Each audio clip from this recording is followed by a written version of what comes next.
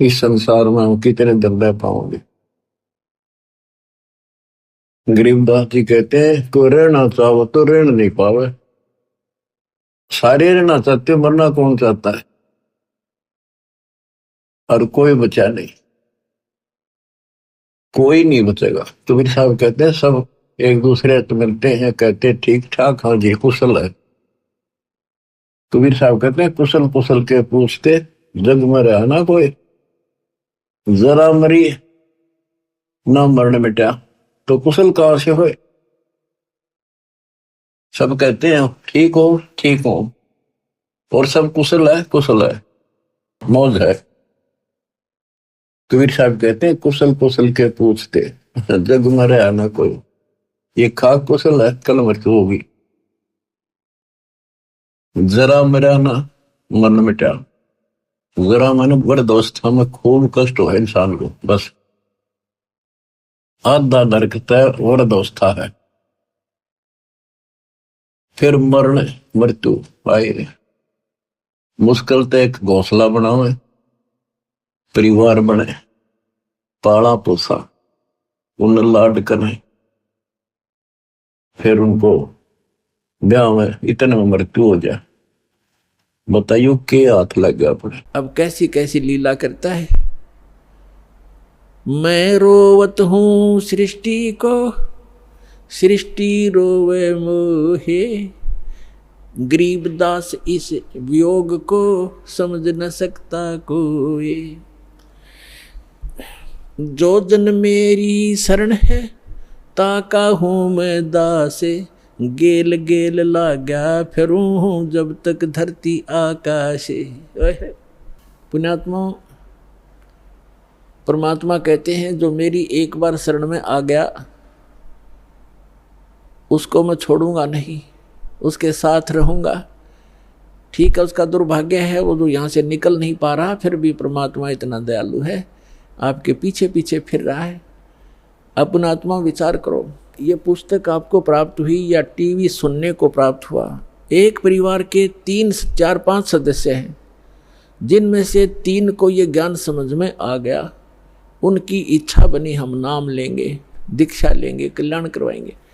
उन्होंने दीक्षा ले ली, प्रतिदिन अपना नित्यनियम आरती श्रमणी और सारा कुछ कर रहे हैं, मंत्र कर रहे हैं, सत्संग में भी आ रहे हैं। और बाकी शेष 2 हैं वो बिल्कुल सोचते भी नहीं, कहते हैं तो भी नो के तुम ही कर लो, तुम ही पार हो जाना, हम तो फिर देख लेंगे। अब फिर क्या देख लेंगे, गद्दा बने पाछा तो कुम्हार देखेगा, आप क्या देखोगे।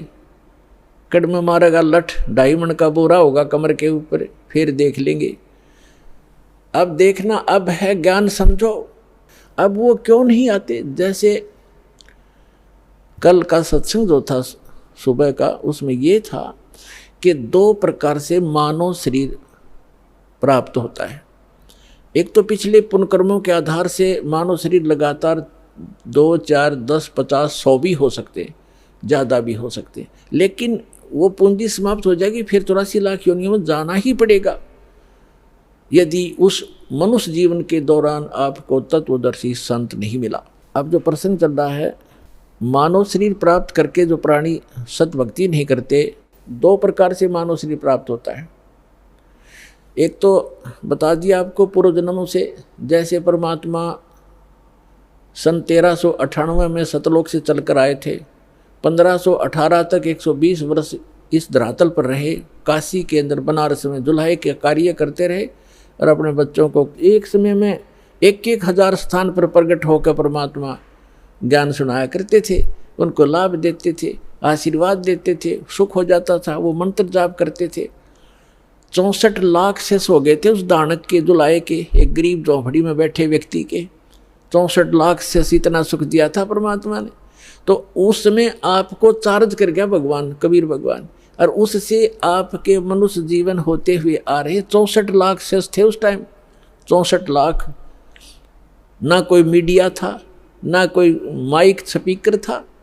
वो परमात्मा असंख्य रूप बना सकता है। तो जिस कारण से उसने आप सभी को चार्ज किया, आपके मनुष्य जीवन होते हुए आ रहे हैं, और आप पूजाएं भले ही दूसरी करते रहे, लेकिन पूर्व जन्म की बैटरी चार्ज थी, आपको सुख मिलते रहे। फिर भी कोई दुख कर्म का आता है तो आप इधर उधर भागते रहे, कोई मंदिर में, कोई गुरुद्वारों में, कोई पहाड़ों पर, कोई गुफाओं में, या किसी संतों की खोज करते रहे, उससे लाभ कुछ नहीं होना था आपको। और दूसरी प्रकार के जो व्यक्ति है, आपको बताया कि जैसे एक तो 84 लाख सभी प्राणियों के शरीरों में से गुजर के निकल के एक मानव शरीर टर्न वाइज मिलता ही मिलता है, स्त्री या पुरुष का। तो जो ऐसे 84 लाख योनियों से निकल कर आए हैं, वो काल के पक्के हैं, वो काल की फर्द में चढ़ गए, वो काल की रजिस्ट्री में है। अब वो भक्ति नहीं कर सकते। एक परिवार में 3 नाम ले चुके हैं, सच भक्ति कर रहे हैं, उनको समझा रहे हैं, वो कह ठीक ठीक तुम कर लो।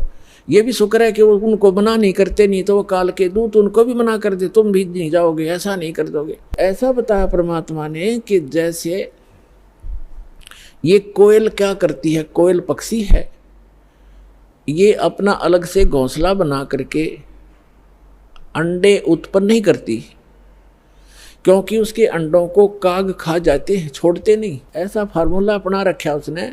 जैसे मादा कवि ने अंडे उत्पन्न किए घोंसले में, और वो जाती है चुग्गा चरने इधर उधर, वो देख लेती है कि चलेगी काफ़ी दूर, तो उसके घोंसले में अपने अंडे उत्पन्न कर देती है। अब जो कव्वी आती है वापस, वो असमंजस में पड़ जाती है कि कौन से मेरे हैं, कौन से दूसरे हैं। तो वो इस असमंजस में उन चारों के चारों की ही परवरिश करना प्रारंभ कर देती है। और जब वो बच्चे उत्पन्न होते हैं तो एक जैसा कलर होता है, कोई पहचान नहीं होती उनकी, बिल्कुल सेम टू सेम रहते। और वो कोयल उस पर नज़र रखती है घोंसले पर कि अब ये कितना उड़ारी भर रहे हैं, कितनी दूर तक जा सकते हैं। तो तब वो दूसरे दूर पेड़ पर बैठ के अपनी बोली बोलती है, कुहू कुहू की आवाज़ लगाती है। जो कोयल के बच्चे होते हैं उनको प्रभाव होता है उनका, वो एकदम ऐसे ऐसे देखते हैं। जब वो फिर बोलती रहती है तो उड़कर वो अपनी माँ की बोली से आकर्षित होकर अपनी माँ की तरफ उड़कर चल पड़ते हैं। अब कव्वी उनके पीछे पीछे उड़ती है कि मेरे बच्चे गए। कोयल आगे उड़ जाती है, दूर वृक्ष पर बैठकर फिर कुहू कुहू करती है, वो बच्चे फिर वहाँ से उड़कर आगे भाग लेते। अब कवि ये सोचती है ये तो गए सो गए, पिछले बच्चे रह गए, उन पर कोई आपत्ति ना आ जाए, उनको संभालूं, आकर के वो वापस आ जाती है। तो कहने का भाव ये है कि उस घोंसले में 4 बच्चे थे, 2 कोयल के 2 काग के। कोयल वालों के वहाँ बोली असर करगी, काग वालों के वहाँ में भी नहीं, वो देख नहीं रहे, वहीं बैठे आराम से। तो इसी प्रकार समझना, जो परमात्मा के पूर्व जन्म के संस्कारी बच्चे हैं, संस्कारवश एक ही घर में जन्म भी है, जो काल वाले हैं वो नहीं मानेंगे, और जो कोयल के बच्चे हैं वो सतलोक आश्रम पर वाला में जल्दी आ लेंगे, ज़्यादा देर नहीं लगाएंगे। यानी जो परमात्मा के बच्चे हैं, पूर्व जन्म के संस्कारी हैं, वो शीघ्र आ जाएंगे।